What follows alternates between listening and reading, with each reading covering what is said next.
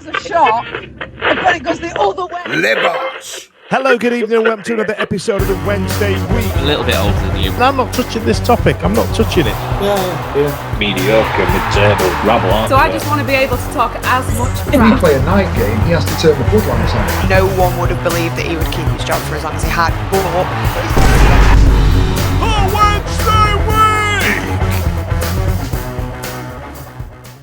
Hello, good evening, and welcome to another episode of the Wednesday Week Owls Alumni Edition. Joining me tonight is League Cup winning ex-Sheffield Wednesday, Leeds, Manchester United goalkeeping hero. It's Mr. Chris Turner. Thank you very much for joining us, Chris. How's it going? You all right?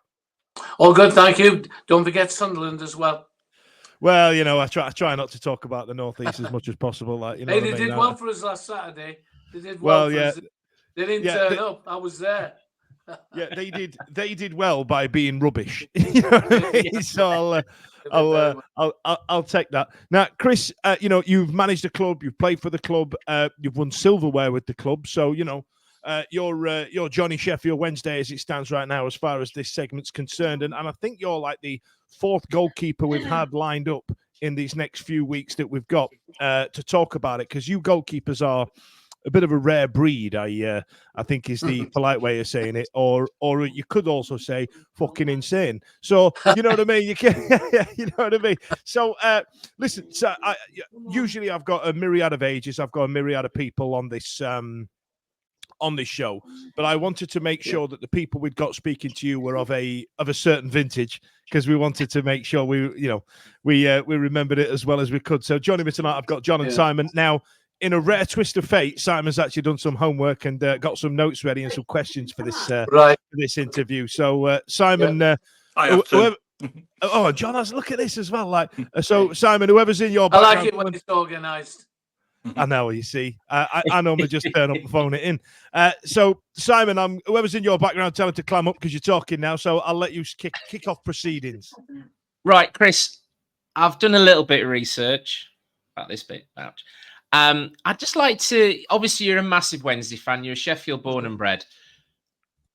I'd like to start right at the start of how you actually became a professional footballer at Sheffield Wednesday, because it was a long time ago. I'm sorry about that, Chris, but it was a while ago.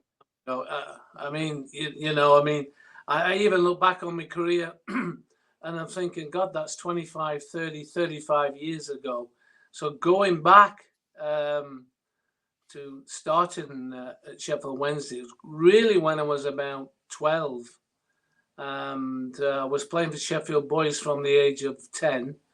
And 12, 13 started training Tuesday and Thursday night. Used to hate it, to be honest, because in the old gym, it's a wooden floor, brick wall with goals taped onto the wall.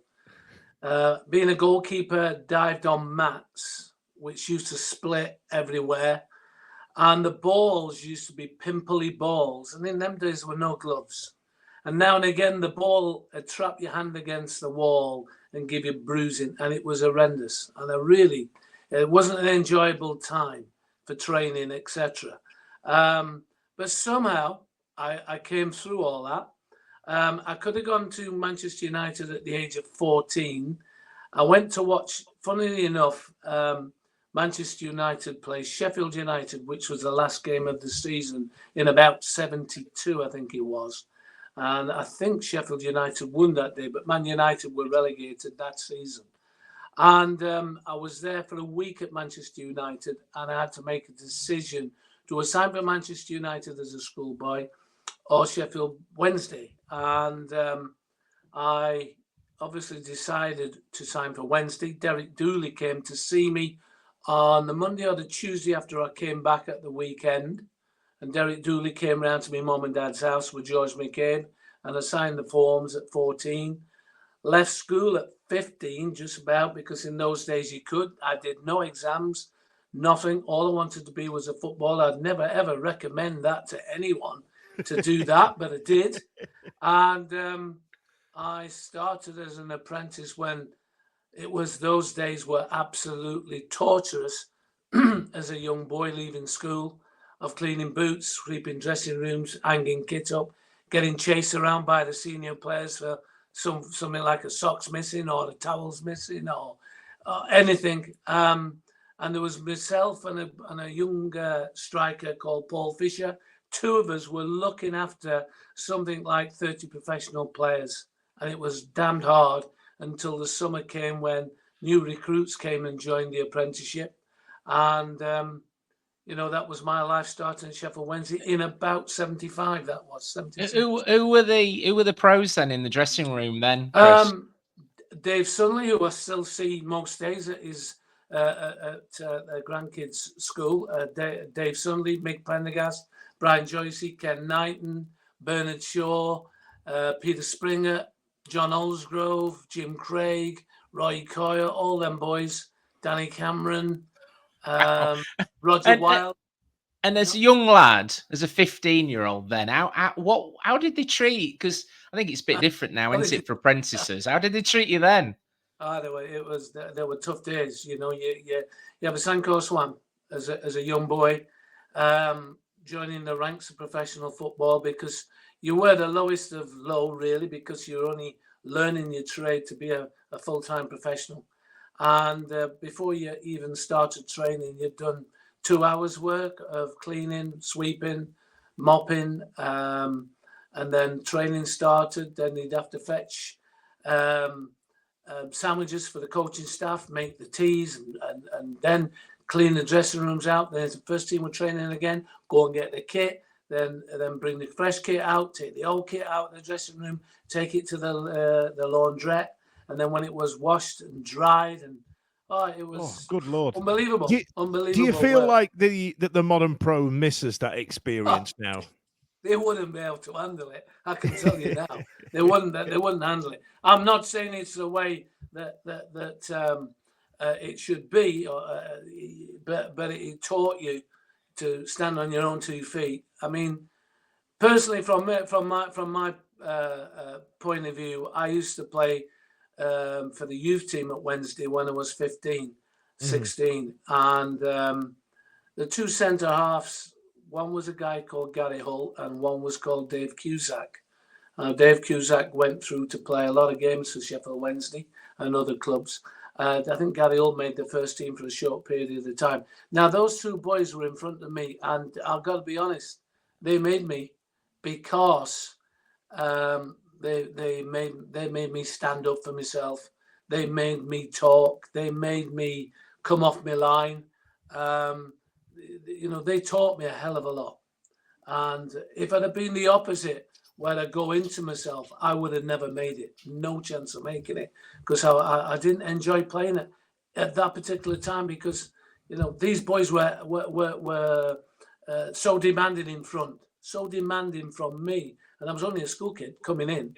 But they expected everything, you know, from the goalkeeper, and they drew it out of me. They got me to talk more. They got me to have a personality and everything. And I, you know, at the time, you didn't think it. But, you know, when you look back, you go, those were the days that made me be able to go into professional football and stay there for 25, 30 years. Good Lord. Now, there's a weird point in this Sheffield Wednesday career. Now, you know, you're mixing it in. You've broken to the first team, and then that loan to Lincoln City kind of comes out of nowhere. I felt like it did. Was it something you needed to do to get more first team games, or because it's right in the middle of your first stint with Sheffield Wednesday, isn't it? Yeah. Well, it was, and I've been out injured, broken arm. I think it was after that period of time. I think Big Jack was a manager at the time. I'm not 100% certain.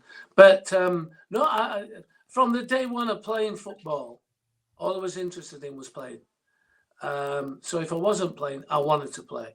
And Lincoln City were desperate for a goalkeeper. They got injuries, and there was a month's opportunity of going playing for Lincoln. So I went and had 4 or 5 games for Lincoln. I can remember the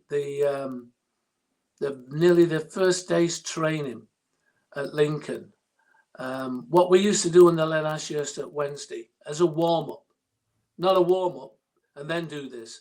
The warm-up was Tony Thompson shout go. and you'd run to the 6-yard box and back to the touchline, 18-yard box, back to the touchline, halfway line, back to the touchline, 18-yard box, back to your touchline, 6-yard box, back to your touchline, right to the far end of the pitch and back down to the touchline. Now, that was a killer, an absolute killer. On my second day or third day at Lincoln, that's what we had to do. Now, I'm used to it. You're a pro at this now. Yeah, you know what you've got in the tank. Absolutely miles in front of all the Lincoln players. And they were absolutely breathing out their arse, and I'm flying up there. They must be looking around at this point, Chris, going, hey, we've signed a proper pro here. We've got a big lad here. Exactly. So, no, but I mean, it was a short period of time. First game, we lost away 2-0 at Blackpool. Willie Bell was manager. Willie got the sack on the Monday, and Jim McCalliog, who was his number 2, did the next 2 or 3 games. And that's how I got to know Jim, because obviously for me was a hero for Sheffield Wednesday from the 60s. Mm-hmm. Okay, now I'm going to ask you a bit of an open-ended question here, because it'd be wrong of me just to try and drill you down on certain examples. But I'm just going to ask you to do something. Can you talk about Jack Charlton for me? Can you? I want stories. I want experiences. I want some of those old 70s shit kicker stories that you don't get anymore. I want all them. I want the lot. Well, Jack only used to come in Thursday, Friday. Brilliant. Ian St. John, Morris Setters were the 2 coaches. Ian St. John would just talk. That's my dog just moving in the background there. Ian St. John would only talk about Liverpool. Everything was Liverpool Saturday, Liverpool this, Liverpool that. I mean, they were the greatest team at the time. And Jack was doing tactics in the late 70s. That when managers were doing it in the 90s and 2000s, they were like as though they invented some new wheel. Jack was playing with a front sweeper, Jimmy Mullen, before they even started playing with sweepers, in the modern game. And Jack was one of them, which, I look at football today and I watch all the games in all the levels and all the game. Everybody plays the same way. Everybody plays the same way, whether in League 2, Premier League. Everybody tries to copy Manchester City, this rolling the ball out in the 6-yard box and so on and so on. I can tell you now, if you did that when Jack was manager, you wouldn't be playing very long. Because what Jack wanted and what Jack said, you had to do, otherwise you didn't play. And I think all the players who played under Jack will have said that. Training sessions, he knew. He told you once, and that was it. That's what you expected it to be done. I mean, we had a good team. Len Ashurst, who didn't get a lot of credit. There's a few managers who managed Sheffield Wednesday who didn't get the credit don't get the credit that they deserve. But they went through a tough period, and Len Ashurst was one of those managers who took over the club, brought in a lot of players, ins and outs and everything else, and sorted the club out. And Jack came in at a very good time because we had a decent team. And then obviously Jack added to that and went on to have some great success. But no, I mean, Morris was a lively character as a coach. The demands and everything from him way back then were immense. Amazing. John, have you got anything to add? I've kind of left you up there a little bit. My apologies. I get carried away when it comes to the Charlton brothers, I must admit. No, it's fair because obviously Jack coming in, Jack's played under Don Revie. Jack's a World Cup winner, so he's got instant respect, hasn't he? When he walks into any football club and coming to Wednesday as a 3rd division club to be honest, it's a little bit of a coup getting somebody like that to come to Wednesday, that kind of big name like Jack Charlton. I know you're saying earlier with the.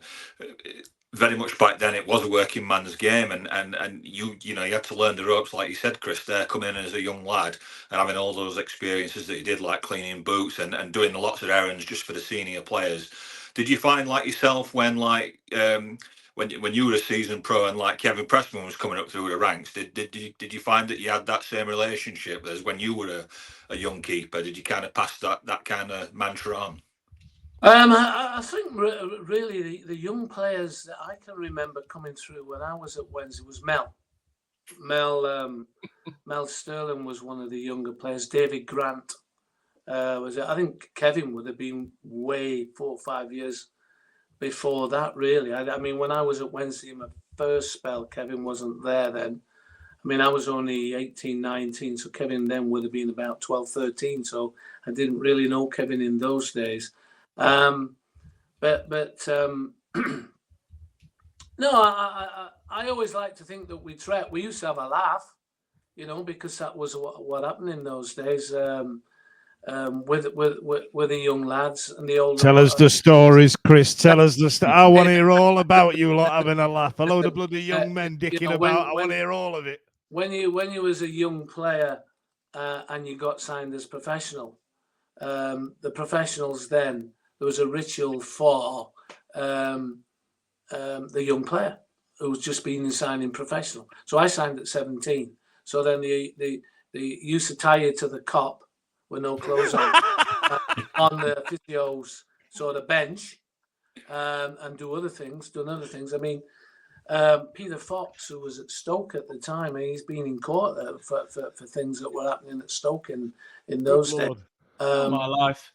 Good Lord, I tell you what, we've moved on from that. When I've got them singing on a chair, they don't know the bone. These kids. Now, no. I tell you what, and I've seen boys put in skips and shoved down the cop steps. I'm pretty sure that was a storyline in Last of the Summer Wine at one point. Right. I'm sure it was. So Mel, what did you do to Mel Sterling? What did you do to Mel Sterling, Chris? To be fair, a lot of the things I can't really repeat because. But no, I mean that was typical of what happened. I've got the lawyers on the phone now, Chris. Well, exactly. But when you were signed pro, there was something there awaiting you. I mean, young kids used to go missing or hiding so that they couldn't get them, but they eventually got you, and they did the ritual to you, which was at every club, not Sheffield Wednesday. Every club that they used to do it. Obviously, as time's gone by now, it wouldn't be appropriate to do in today's modern. No.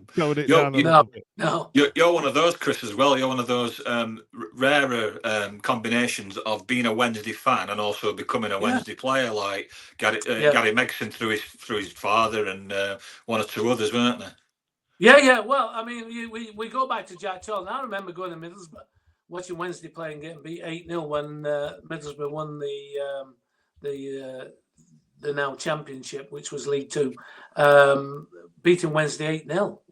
And then a few years later, Jack's now become the Wednesday manager, which, as you said earlier, bit of a queue, a massive queue to come. But I mean, we always talk of Sheffield Wednesday being a big club. It is a big club. It's got big support, which has obviously been shown only recently as well. It's a big coup for people to come and be our manager and be our player and play for the club. So, we shouldn't be surprised that people come. It is a big club, and it is, renowned around the country and in Europe that we are a big club. Absolutely. Now, as you came towards the end of that first stint with Sheffield Wednesday, you won Player of the Year.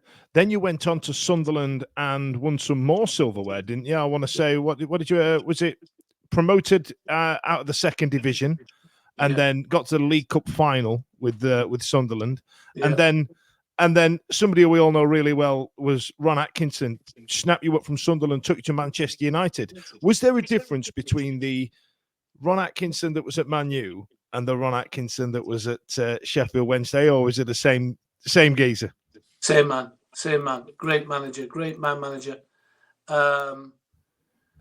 Motivator before games. Could stand his corner in the dressing room. He when I signed for Manchester United, I had a great season at Sunderland. We got to the League Cup final. I had a massive exposure in them days on TV, which, every week there's a game on. In those days, it was intermittent games were on. Midweek games were highlights. And the League Cup run had been fantastic for me personally, because I think every round I got star man in every game, and it was shown on telly. So I was going to be leaving at the end of the season, and I did. And I can always remember in the home in Sunderland when I was out of contract. We had no manager because Len had left. Len Ashes had left, and Frank Burrows was in charge, caretaker wise.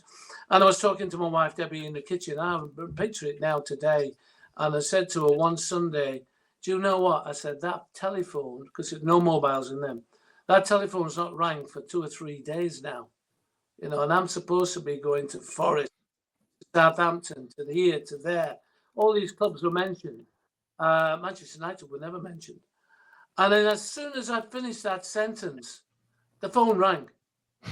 So I picked it up, and it was Martin Edwards of Manchester United, the chairman, invited me down for tomorrow to come and meet him down at Old Trafford. Well, I could not believe it. Could not believe it. So I rang Frank Burrows, and Frank said, "Look, Chris," he said, "we'd love you to stay at Sunderland, but what an opportunity for you. Go down and speak to him and see what you think." Well, you know, you go to Manchester United, you're not going to turn them down. I got offered the same contract at Sunderland as what, apart from a signing on fee, as what I got at Manchester United. So it wasn't money that forced me away from Sunderland. It was the name Manchester United, and having the ability, and having the opportunity to play for the greatest club that there is. In all players want to play for Manchester United, and the opportunity was there. It wasn't going to be number one. I knew it was going to be difficult because Gary Bailey was number one. I just played 3 seasons without missing a game at Sunderland. I've been voted Player of the Year, so my place was quite secure at Sunderland. But once again, as I said earlier, I wanted to play, but I also wanted to test myself in my career. And I never want to sit here like today speaking to you and saying, I did have an opportunity to play for one of the biggest teams in the world, but I decided not to. I didn't. I did the opposite. I wanted to go and push myself and get into the team. And in the 3.5 years that I was there, I played more games than the opposite goalkeeper that I was contesting against.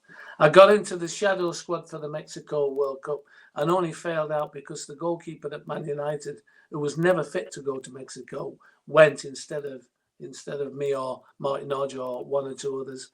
And you know, I reached to play for Man United. We finished 4th, and in my last season, I finished 2nd. We finished runners up to Liverpool, who did a great season. So even at Manchester United, I felt I did really, really well. I was proud of that. I played for them, and I was offered another contract at Manchester United, but I declined, and then eventually came back to Sheffield Wednesday with Howard. So, at the risk of just skipping forward just a second, and we'll go back to your signing with Peter Eustace, who it was that got you in the club. Were you concerned that when Ron Atkinson came in at Sheffield Wednesday, given that he was the gaffer at Manchester United and made you sit and wait your turn, were you worried that your days might be numbered under Big Ron a little bit, or did you think, no, I'm ready for a tear up here? I got into the team with Big Ron. I got into the team. I broke into the team, stayed in the team right to the end of the season, and had a great season with Big Ron. For the following season, Ron lost his job after about 10 games, and so I had 18 months with Big Ron, and then I had 18 months of first team keeper with Sir Alex. So, you know, with Big Ron, I only had good times really with Ron. My only one time with Ron, I played at Aston Villa, won 4-2. 4-1, I think it was. First game for Manchester United in the first team. Gary Bailey got pulled out injured on the Friday, and Big Ron says, "Hey, do the business tomorrow. You're staying in." And then I played. We won 4-1, and then he left me out the following Saturday when he was that rat bastard. Now, right. So, I tell you what. Then that's the only problem I had with. Let's get into signing for Sheffield Wednesday, and then because I know Simon and John, I've got a million questions about Sheffield Wednesday. Thank you for indulging us on the early part of your career, but now we're in the chunky bit. Now we're in the bit where we really wanted to talk about. Tell me how it came about with Sheffield Wednesday. Were you excited to go back? I mean, was it the same club that you left 8 years prior, or was it, was it? No, it was Miles. Did it feel right? No, I recall coming back to Wednesday when Howard was manager, playing for Sunderland on 2 or 3 occasions against Wednesday, and always wanted to come back, would love to have played for the club again. And Howard brought me back. I can picture now outside the hospital. He gave me a slip of paper, which I've still got, which basic wage, signing on fee, bang, bang, bang. And Howard said to me, he said, what I'm trying to do, he said, I've got Marlon Beresford and I've got Kevin Pressman, two very good, young, exciting goalkeepers. I believe one of them will really make it to be a top-class goalkeeper. I'd like you to help him. I'd like you to come, push him, help him, and get your coaching badges. I want loyalty. I want a loyal staff. I want to build our staff and really, create a bit of a dynasty at Sheffield Wednesday, and we'd like you to come and join us. And I thought that was fantastic. And then 3 weeks later, I was gone to Leeds. And I would work far behind that you. was the end of that one. So no, I mean, Howard got the opportunity to go to Leeds, and off he went, and that was me coming back to the club. And then Peter took over for 3 months, and then he left, and Big Ron came, which was fine. All right. So Simon, I'll let you pick it up from here, because bear in mind now you'd have been the perfect age for this type of Sheffield Wednesday era. Now we're in your pomp and prime now, aren't we? Well, I was a teenager. Yeah. Football watching years now, mate. You look older than me, Simon. Oh yeah. Oh, cheers. Thanks for that, Chris. Have a few years behind you, pal. Oh, thank you for that. I used to really like you. Come on, give me a question. So obviously, Big Ron comes rolling in. So Ron's got that pomp and circumstance, the permatan, the sunglasses, everything like this huge ego, I suppose.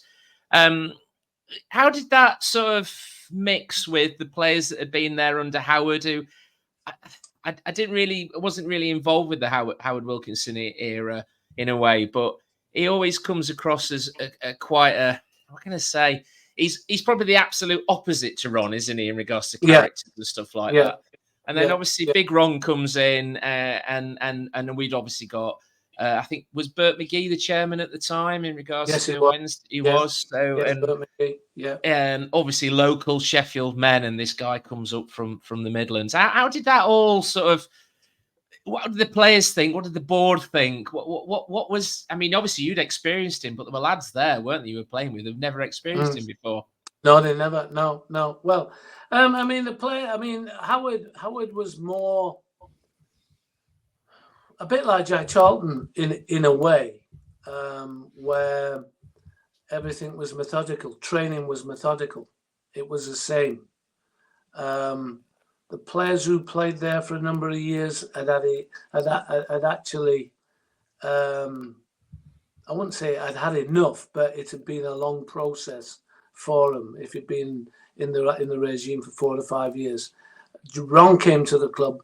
His training's totally different. There was no tactics.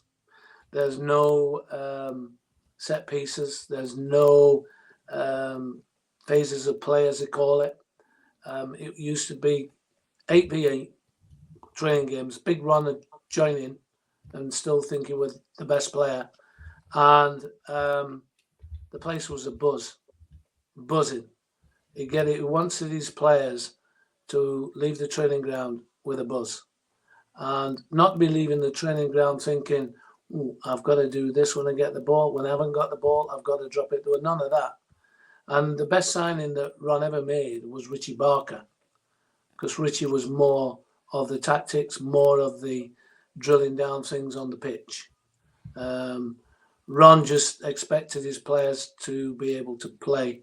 He signed players that could play, and he just basically got to make. They said, "Go out and play," and that's what he was like.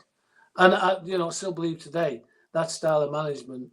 If you get the right players, you win football matches. Mm-hmm. You need the players, and he built a team, that we shouldn't have got relegated. I mean, the last game of the season, we played Nottingham Forest. We went out to attack.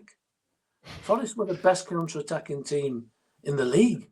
And you're fighting relegation then as well, right?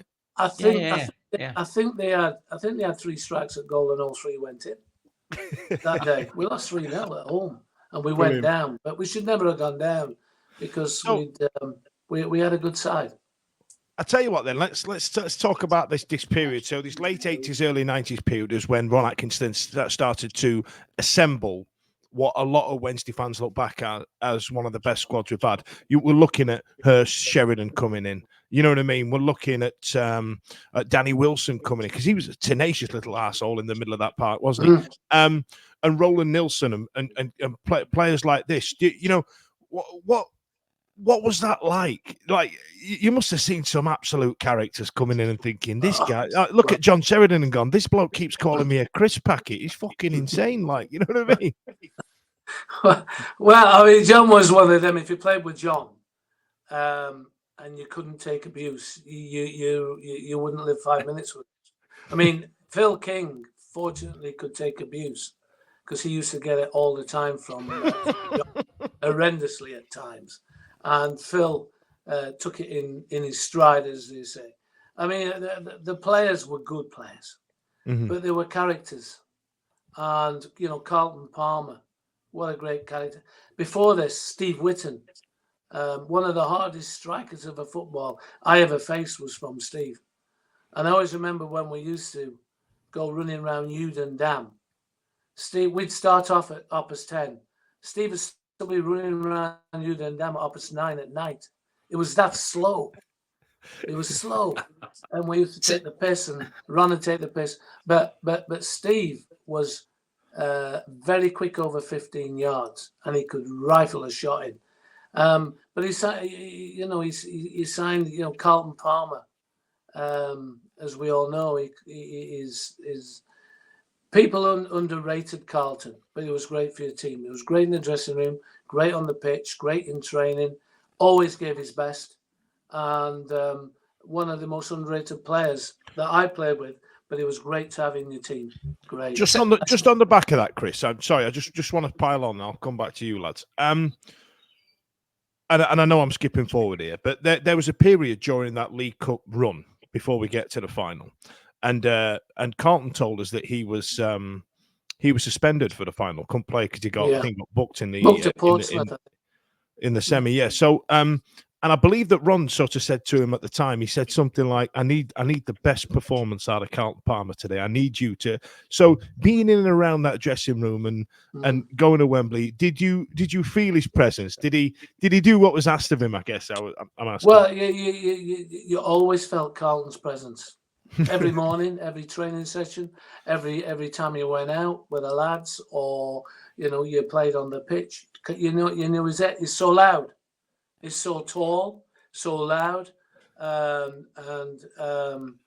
but before the final, I don't think there would have ever been a team more confident of winning a final prior to the game when they're playing a team like Manchester United, who 3 or 4 days later are playing Barcelona, by the way, in the Cup Winners' Cup win final. So that shows you how good a team they were that we were facing. But we felt, and we've always felt, we were going to win that game because of people like Carlton Palmer, Gordon Watson. They weren't even playing, but they were great characters to have on your bus, in the dressing room, around you.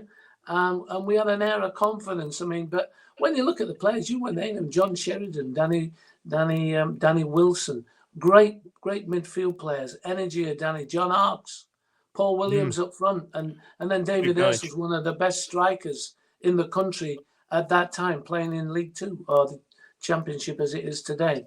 What a player David was. Chris, can I go back in time a little bit to obviously relegation? And because I think we all felt that we weren't going to go down, and we did. And I think I've read a few articles about it. And Big Ron took you all away, didn't he? I think there was a plan to go away, and you all went away anyway. Well, and we got relegated on the Saturday, and at 9 o'clock we had to be on a minibus the next morning. to go to Marbella for a week. So, Classic. we're thinking after the game, there's no way we can go out. I mean, if it happened today, with the videos and the mobile phones, it'd be all over the place. But we were on a flight to Marbella, by lunchtime Sunday, flying over there, having a few beers, and trying to forget about being relegated, basically. Then we get into the bar. We got into the bar, and it was the first team we saw, Derby County, who had sent us down. Shut up. So we could never get away from it. But, it was one of those things that Ron liked to do. And I always remember talking, Nigel Pearson and I, we got in late one morning. We got in late and we went straight to breakfast. And who was there but Ron's missus was there. So me and Nigel are sat there and so we sit talking to her, and she says, oh, this relegation's upset Ron, Well, we can understand. Yeah. We're the same, Maggie. We're the same, We're disappointed we've gone down. And she goes, yeah, well, it's going to affect Ron's TV work. He's not a top man. He's not in the top league no more. It's going to affect his TV work. Oh, bless him. Tell you what, fast forward 10 years, he was the architect of his own downfall on that one. John, I tell you what, let's get to the League Cup run. Let's get to that season. Let's get onto it, because I feel like we might spend a bit of time on that. John, I'll let you kick off proceedings, bro. Yeah, well, it was just really. I remember going to some of these other events where, like, Carlton's been there and John, and they said that even though you went down, and I know it's the Wednesday always have the bizarre and the ridiculous season in them, don't they? So I mean, we've just had 2 in a row, haven't we? We've had this one where we've just survived with skin of his teeth on the last day, and then obviously the League One promotion, 96 points, and having to go through the playoffs, which is probably won't happen again. But they were saying that even though he went down, Ron and the boys were absolutely confident that he could come straight back up, and that there wasn't really the gap that you see like you do now between Championship and Premier League, as opposed to back then Division 1 and 2. No. And do you think the League Cup run kind of sparked as much the league form? Did they go hand in hand? Did you feel it were a bit of distraction? Or the league form started first Saturday afternoon away at Ipswich. We won 2-0. A big run on the first day back in training ground at Middlewood Road, sat all the professional players down, and he stated, right, promotion this season. We need promotion. The reserve team or the reserve league, I want to win the reserve league, and I want the youth team to have a run in the FA Youth Cup. Those are 3 things he said on the very first morning back at Middlewood Road. Well, first team get promoted and win the League Cup. The reserves won the reserve league, which in them days was 10 times better than this under-21, under-23 leagues that they have now. We were playing Liverpool, Everton, Man United, Man City, Aston Villa, Birmingham, West Brom, Sheffield United. All these teams were in our league, and we won. We finished top. And the youth team got to the FA Youth Cup final, which has never been known for Sheffield Wednesday. It was an absolutely unbelievable season for the club. Probably never going to be followed up again with that sort of success. But the players stayed together. There was none of this, right, I'm going up because I want to play in the first division or any of that. But we all knew we were playing for a great club, great manager, and there was a great spirit. And we got recruited well again that summer, and we had the success. But there's a lot of things. There's a lot to be said about togetherness. I see it on these every week on Premier League. Togetherness is everything in any football club, where everybody's pulling in the same direction, working for the same goal, and having a great team spirit. Was that down to Ron? Well, Ron plays a major part because he's a manager. The manager plays a massive part in moulding a team spirit and moulding a team. He treated the players as adults, and he liked them. I mean, he liked them to enjoy ourselves at the right time, and as long as we put it in on the Saturdays and in training, it was good as gold. Now, back in 2016, Simon and I don't know if you were there, John. I'm sorry, I've not asked. There was the 25-year anniversary of the 1991 Cup final, and there was a story told about a hotel room. Can you remember it, Simon? Where it came from? Was that before the night, or was it after that? Where Ron had gone in? You're just on mute now. Just what was it? John Sheridan was telling this story, and I'd never heard it before. All I remember was that I was probably about as drunk as John Sheridan was, and John Sheridan at the Magna was very, very drunk. I don't know about that. Don't know about you, Chris, but yeah, I remember that night. Yeah, it was a late. Yeah, but I can't remember if it was the night before, or I mean that's the whole thing. The build up to Wembley, and because obviously you'd been to Wembley before, hadn't you, with Sunderland? Yeah. So, but I imagine there was quite a few lads in the team at Wednesday, because at that time you only had 2 subs as well. Who Trevor Francis obviously would have been to Wembley, but there was quite a few lads who'd never been to Wembley before. Yeah. I mean, what was that build up like? What did Ron do? What did they do to sort of prepare everybody for that day? Because Gordon Watson was very young, wasn't he? And Flash. Yeah. Well, we went down to Bisham Abbey on Thursday, trained at Bisham Abbey, laid the game plan out on the training pitch at Bisham. Friday, trained again at Bisham. And then we went to London Friday afternoon. We went out and had a meal on Friday night, where we all had a few beers and wines. Saturday, we did with a light session with Roger Spry in the park. And on the night time, we had a couple of beers Saturday night, because it was Trevor Francis's birthday. And, everything was relaxed. From getting on the coach at Hillsborough all the way down to Saturday night, Saturday morning. And the comedian, Stan Boardman, was in the restaurant from 9 o'clock, and then Stan got on the coach with us with our ride to Wembley, and in the dressing room we were laughing and joking. It was unbelievable. It was so laid back, but obviously when you get nearer to the ground and everything else, nerves start to creep in and everything like that. But when you got Stan Boardman on the bus, cracking funnies and taking the mickey out of Ron's hair and Ron's suitcase and players, it was fantastic. And, it was a perfect build-up to a big match. I think a few of the lads... Sorry, Dan. I think a few of the lads didn't actually realise that Stan Boardman was part of the... being organised. I think they saw him that morning and thought he was just staying at the same... Because he was...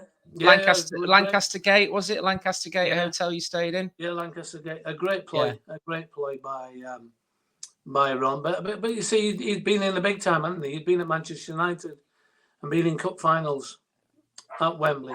Had success, been beaten at Wembley. And I hope that my management career with when I was working at Chesterfield. I sent the boys down 2 days before to go down to London with Paul Cook and the staff, and to enjoy it, because to get them relaxed going into the game against Swindon Town, they went and won 2-0. So I learned something from Big Ron that day, that the build up to a big game is to get those players relaxed as much as possible before they go out and do the business, and it worked. Absolutely. There was something about that, watching just before we spoke to you earlier on today. I sat and watched the full game. I kind of skipped through it and watched the full game. But there's something that sticks out to me when I'm watching that game. The tenacity and the drive shown by those players on that day. We had Roland Nilsson running 20 yards to Muller a geezer, and Nigel Pearson was not letting anything past him on that day. There was something that had them operating up here. And to know the stories that have come out of that time, how chilled out and relaxed you were, the two don't go together for me, but there must have been a point where you came onto that pitch, the lot of you, like coiled springs ready for a tear up. But it's called desire, and we all had desire to win. We all had desire to be successful. that's the group of players that Ron had built. I mean, how do I say it? I watch football matches now and I see teams play, and half the players can't come off the pitch with a sweat on. They don't. Yeah. And, you know, I'm not an old ex-pro slagging off the pros of today, but those players... But these kids... yeah, you know, and you're just saying it, Roland Nielsen running 20 yards back and John Hart's and all these players. Well, that's what you expected in those days. You expected that to come from your players. The difficulty in management. Sorry, the difficulty in management that supporters never realise and will never understand is that the manager's one man. Big Ron's one man. But he gets what he wants. And when he gets it, and when he's got it, he's got a good team and he's got good players. And it takes a bit to get that. Managers today don't get that time because, you know, they all want the same.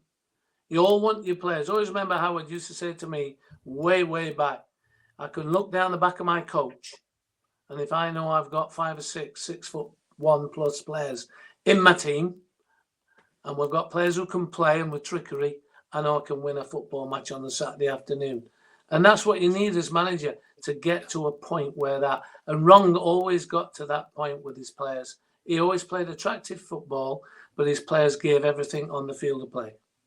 Mm-hmm. Go on, John. I'm just gonna ask Chris. I know, obviously, we're all, Simon and myself were both, and Fudge, Dan as well. We're all very young when we won that League Cup, and we probably kind of falsely set as expectations that we were going to go on and be this successful club for years to come. But tremendous achievement. I'm not sure we'll see it again. I know Coventry came close, didn't they, this season? Took Man United all the way. But I just remember we didn't, as a second division club, we didn't, you know, it got to that final. Didn't have much to lose. We were still going for a promotion, and that was the primary objective. So I'm just wondering if you can remember any of Ron's sort of team talk before you run onto the pitch for that, you know, right before kickoff, if you remember any of his words that he said to you or the team or whatever. Well, Ron's team talks are very similar. Every game we played, he'd go through 2 to 11. He never used to speak about goalkeepers. Whoever we're playing, he never used to speak about goalkeepers, because if he said such and such is having a nightmare time, blah blah blah, he'd go and have a blinder. So he never spoke about the goalkeepers. But he always spoke. He used to go, right, the right back is so and so, and he'd go through each individual team. Not as simple as this, but you go, you know what we've got to do. There was no tactics. It was, if I'm the centre half, Nigel Pearson and Peter Shirtcliffe, I know my job. My right backs know my job. My midfield players know what they've got to do, and the two boys up front in Hurst and Williams, their job, score goals. They know where you've got to run here, you've got to get there, you score goals. Give them the ball, these will score goals. And that's the sort of talk that Ron gave every week regarding his team. And if they weren't doing the job in those positions, he'd go and find somebody that would. I mean, Wednesday was spending, when we bought John, which was about £500,000 I paid for John. He'd only been at Forest about 5 weeks. And Ron paid £500,000 for him. Great midfield player. Peter Shirtcliffe from Charlton, you know, great centre-back for us. And so on and so on. And Ron, he wasn't, and sometimes it was just a word in your ear, you know. You need to play well today, keep your place, or you need, whatever. It was spot on in what it did to motivate players to get them to play for him. Okay, amazing. And you know what? Everybody does speak about Ron like that. So I'm going to ask you one more question about the final. And then I want to get onto your managerial career with the Owls, unless you two lads want to move on. But there's the disallowed goal. Right. Yeah. Tell me about that, because that's a heart in mouth moment. I've watched it back a number of times today alone, and God Almighty, like in your head, were you just convinced that's going to get Peter chalked off? Shirtcliffe got a push in the back, which then Shirty went into me. Well, it wouldn't be a goal today, would it? Because even if you just look at the goalkeeper, it's a big kick. But in football, you need a bit of luck. and we got a bit of luck there. That's, you know, sometimes they're given, sometimes they're not given. I mean, remember the Everton Watford Cup final, was it, where the goalkeeper got smashed in the back of the goal? Yeah. And the game goal, you know, went against him and it went for me. Sometimes your name's written on a cup, sometimes, you know, and possibly that was our bit of luck that we needed on the day to win it. Fair enough. And the second question I've got for you, and it gets brought up by a lot of players at your era, and we spoke to Jon Newsom, who played under Ron at some point, and he was telling me, and this has been like a running gag through every bit of segment that we've done when we speak to these players, and you were there, you witnessed it, that there's a point at the end of training where for some reason Big Ron puts on a bin liner for the small-sided game at the end of training. And for some reason, there's a group of lads who want to kick him as hard as they can. Oh, yeah. Yeah. Did you get to witness any of those tear-ups? Oh, every game. You didn't want to be on Ron's side, Right? Because you had to give him the ball, and the other team was so wound up they wanted to win. And we played in the gymnasium one day, and as I told you earlier, the walls was brick. The walls were brick. And Nigel Pearson hit him one day in this game that we're having in the gym, and Ron was splattered against the wall, and he crumbled in a heap. And I'm about 10 yards away, 15 yards away from him, and he wasn't moving. I went up to him and said, "Are you all right, boss? You're all right, boss?" And he just shook his head. And he got up and he goes, that'll do. Here we go. Oh, he was shocked. Nigel had hit him full on, and he smashed into the wall and just slithered down the wall. And the lads, you go in the dressing room after that, and that was such a laughter about it. He loved the game. He loved taking part in those games. He loved it. I mean, he got Emily News to come down on Fridays. Emily was coming down and joining in. He loved the game. He loved the banter. And we loved it. We loved it. I tell you what, Chris, as I've asked various people about that specific example that you've just given me, then it's always Nigel Pearson that smashes him. It's always Atkinson that's had his bell rung. But I'm learning new bits of information now. There's a wall involved, and I can tell you that prior to Nigel Pearson going into Big Ron, he's turned around to Jon Newsom again. Fucking look at him. I'm going to fucking knock his head off. Like that. And he's doing it on purpose. Yeah. So now I've got an entire rich tapestry. The jigsaw, isn't it? There's a book. There's a book here. There's a book coming. There's a book deal coming. No. The boys. I mean, we love Ron, but we always used to like beating his team in the 8v8 games and whatever. It was good. Amazing. Simon, have you got anything to add? I was going to say, it looks like we're interviewing for some kind of crime here, Chris. Like, you know what I mean? You look like an unlocked Chris character. Chris is now using a reconstructed voice. Go on, Simon. I just remember you, because you were out of keepers out there, Chris, and this isn't meant detrimentally, is you were diminutive in your stature for a keeper of such quality. Yeah. And I just remember that final. I don't remember it so much because I was 20 at the time, but watching it back, the saves that you made. I mean, Man United were a different level, weren't they? They I mean, obviously Rowley had Lee Sharp. Lee Sharp was coming through. He was a new breed of players that were coming through Man United. Yeah. McClare up front, Stevie Bruce at the back. Robson. Yeah. They were just a class side, weren't they? Yeah. I mean, you pulled off some bloody good saves as well. I remember in that game. Well, I mean, if I had £1 for every time somebody say you weren't the biggest or you're on a small keeper, that was fine. But goalkeeping is about keeping the ball out of the net. That's what it's all about. Every goalkeeper I was up against was taller than me.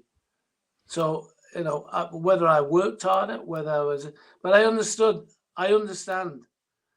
People might think this is strange. I understand the position of a goalkeeper in my time, and Maybe that's why I went into coaching outfield players. I didn't want to coach goalkeepers because I felt I had a good understanding of the game of football. I could read players and I could read situations well, which you have to as a goalkeeper. You can't be 6'4" because you can't be a good goalkeeper because you're 6'4". Yeah. You've got to have more about yourself. Yeah. You've got to be able to move. You've got to be able to be brave. You've got to be agile. You've got to be able to organise. You know, it's like being an outfield player. It's not about I've got all the tricks in the world.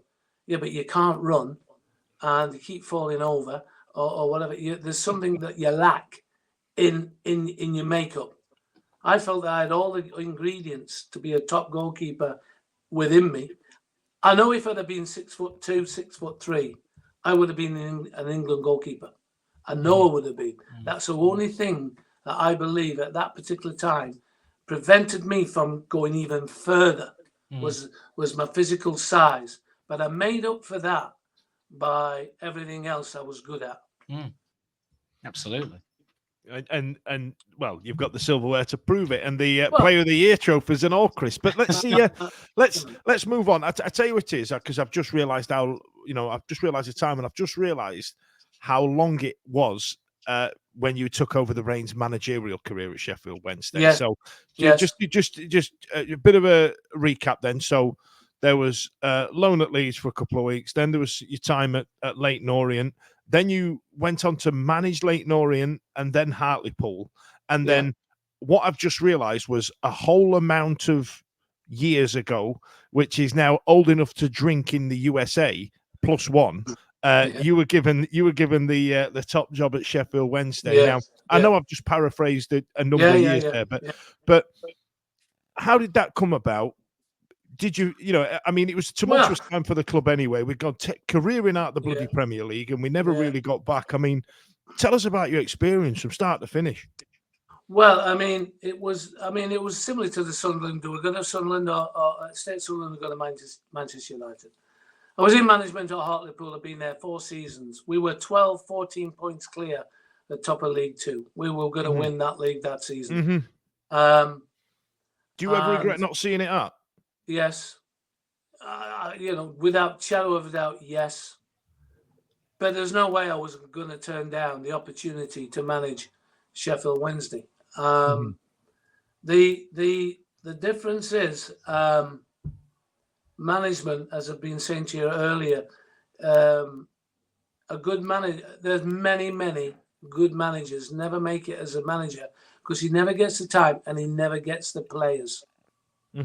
I was in a very privileged position at Hartlepool because I built a team over 3 years. I got to 3 playoff semi-finals, losing 2 on penalties, and I then got the team 14 points clear. That's from being a team that were always down the bottom of League Two, going into National League every year, battling to stay in the league, and I turned them all into a winning team. And now I get the opportunity to go to Sheffield Wednesday, who were down the bottom of the Championship. I go down to Hillsborough. In hindsight, you believe what you've always been doing, because I've been coaching a number of years at Wolves, 5 years, and Leicester as well. You believe that your beliefs, you're going to get a group of players and you're going to make these players play how you want them to play.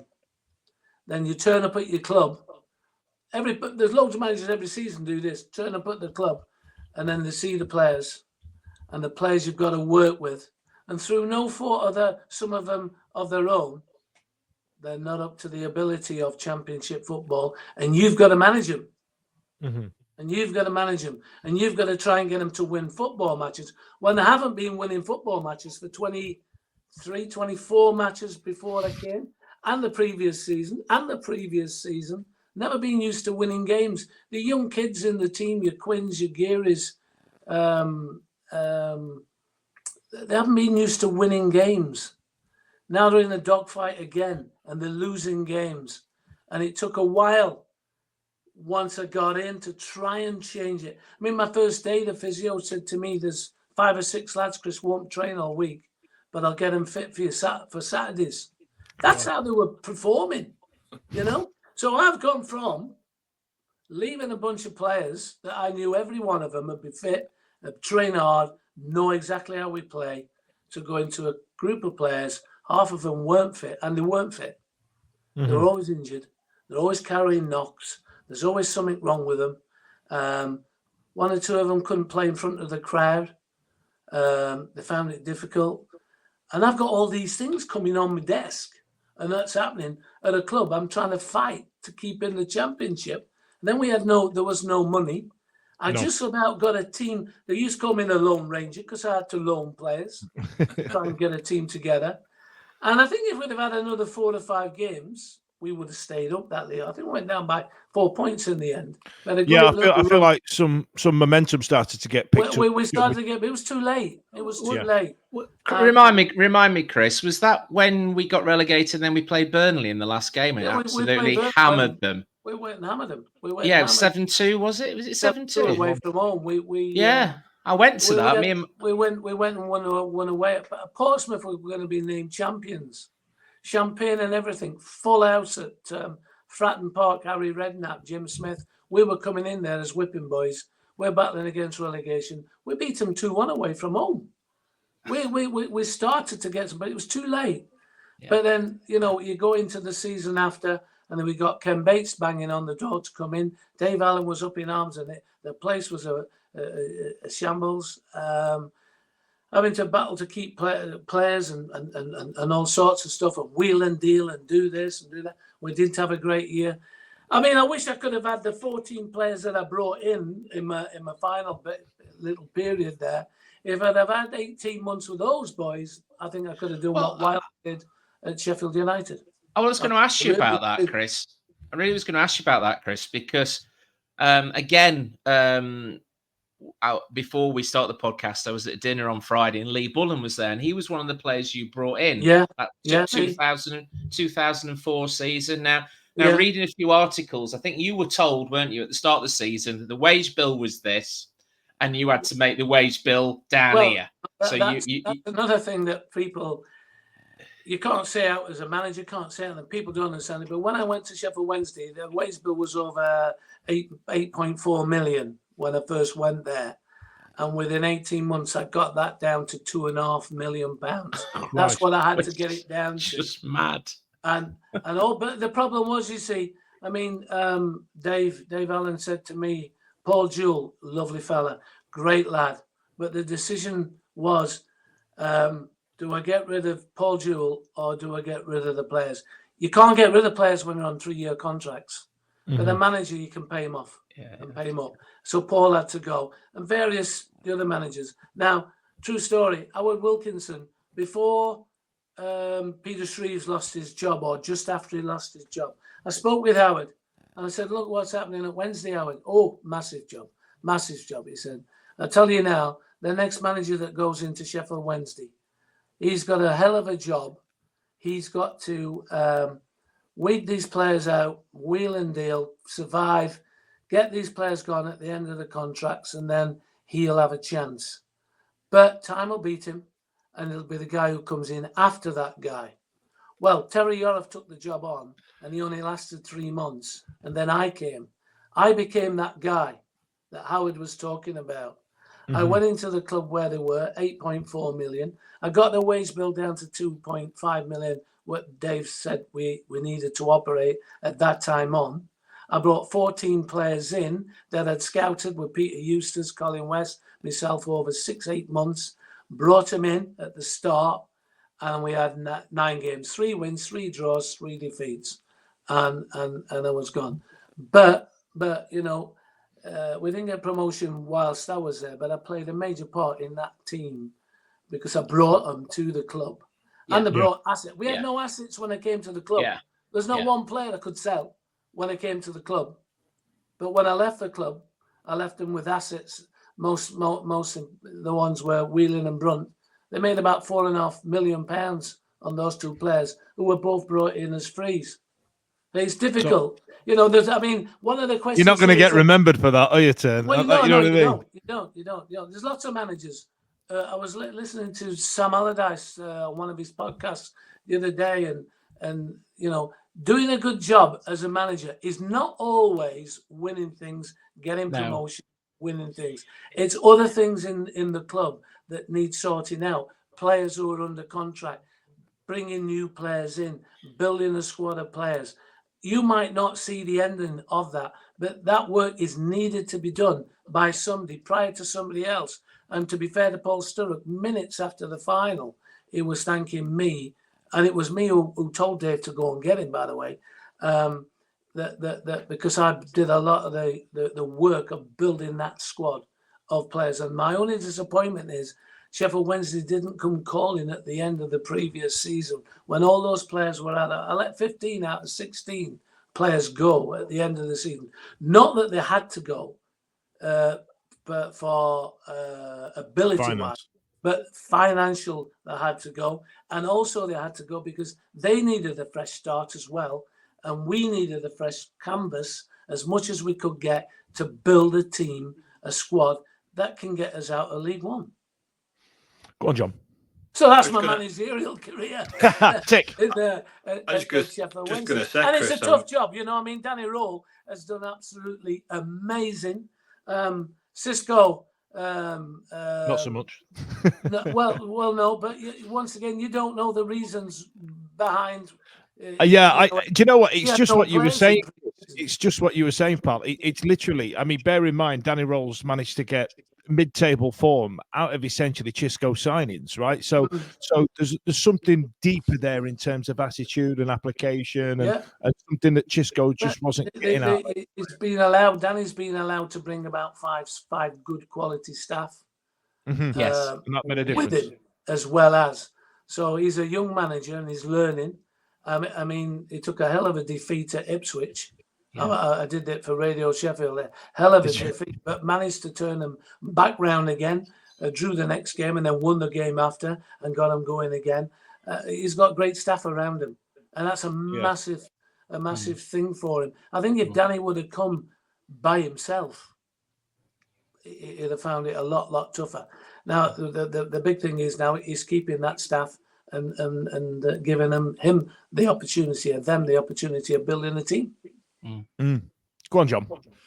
Just to say, because obviously I know conscious of time now, but I'm just wondering now, Chris, what you think. The chairman's been in the job a good while now. We're not far off 10 years now. I mean, we've now looks like we've dropped on a really promising manager there. But what's your overall thoughts on the direction of Sheffield Wednesday and what the future might hold under the current ownership? Well, ownership is like manager. Judge a manager on what was the club like when he came in and when he leaves. Likewise with an owner. Judge the club when the owner took over the club and when he leaves or where it is at this present time. I personally don't think we're in a great position. I think we're in a terrible position. We don't own a ground.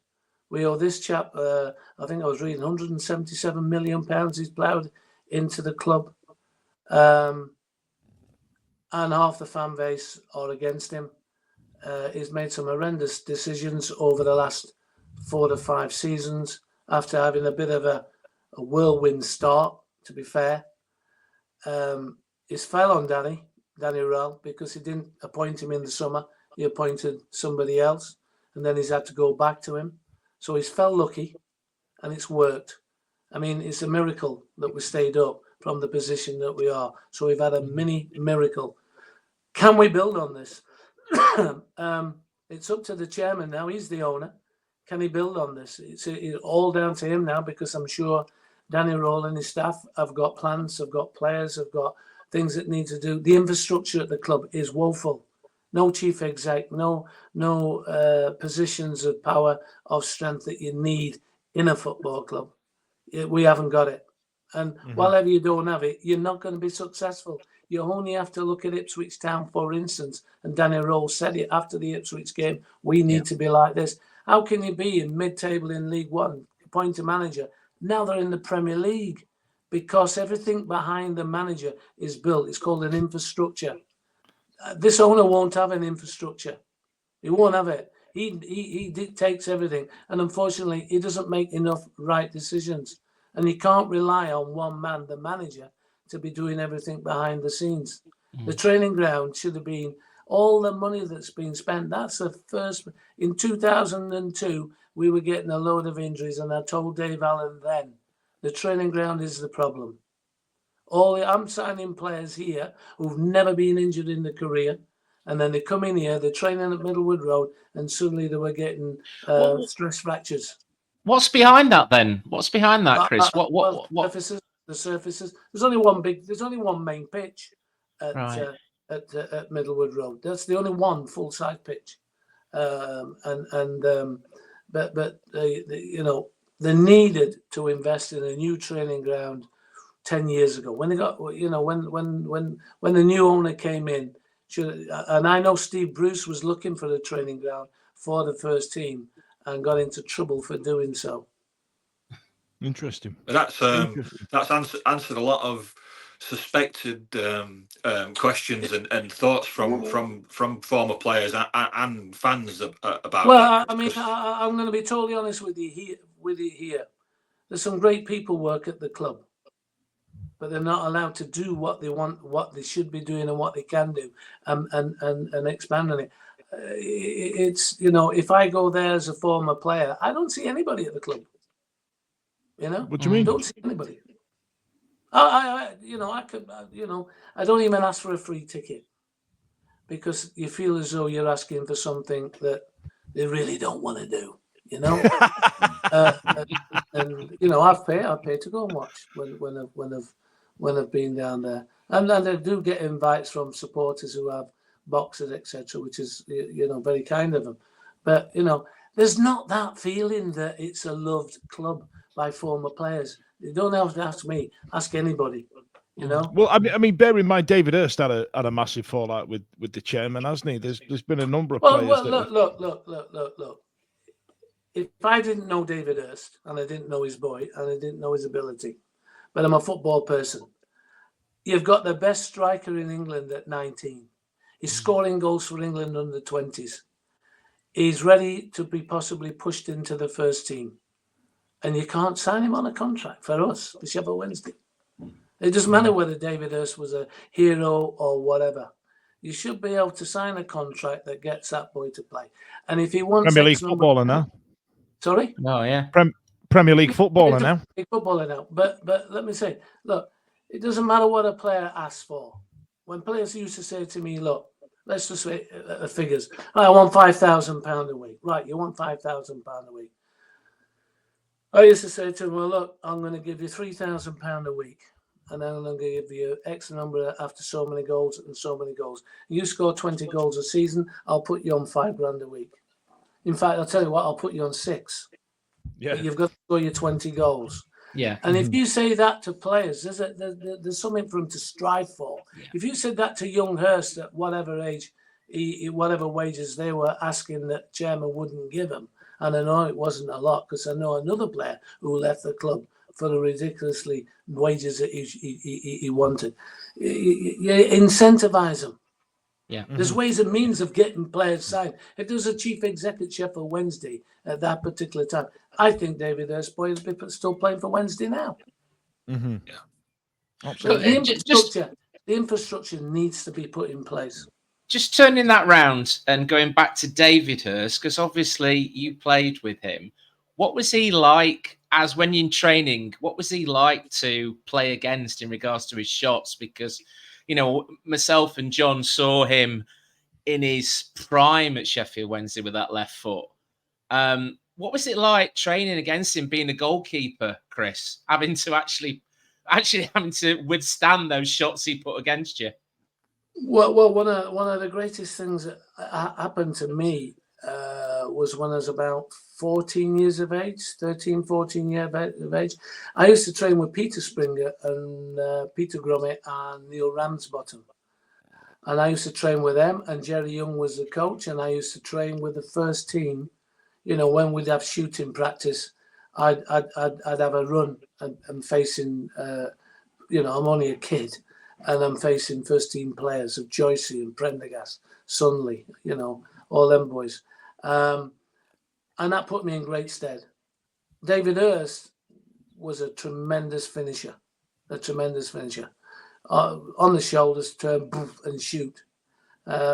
His shots, if you hit them on target, are difficult to stop. They're difficult to stop. As a boy, as a player, as a character, unbelievable. once again, he's in the Carlton Palmer, John Sheridan sort of mould in the dressing room. Because I think, does he not still hold the record for the fastest goal in the Premier League? I think he does, yeah. 120 odd mile an hour shots. I think he does. I mean, here's a quick story. We played QPR at Hillsborough on the Saturday, and we lost 1-0 to QPR. I think Trevor was manager of QPR. We're both in relegation. Newcastle, big relegation game. We were playing Newcastle on Monday, Jim Smith, at St. James's. And we went up on a Sunday. The lads have been out on the lash Saturday night and Sunday lunch. Christ. And I wasn't, because I was living in Sheffield. The lads who didn't live in Sheffield have gone out on the lash. And we play Newcastle. And we're winning 2-1 with 3 or 4 minutes to go. And Hursty picked a ball up on the right wing. Now the shout from the bench was corner, corner, corner. And Hursty says, there's no fucking way could I make the corner. So I cut inside. And I went past 1, went past 2, and I fucking smacked it right in the top right-hand corner. And we won 3-1. That was amazing. A hangover made him score. Brilliant.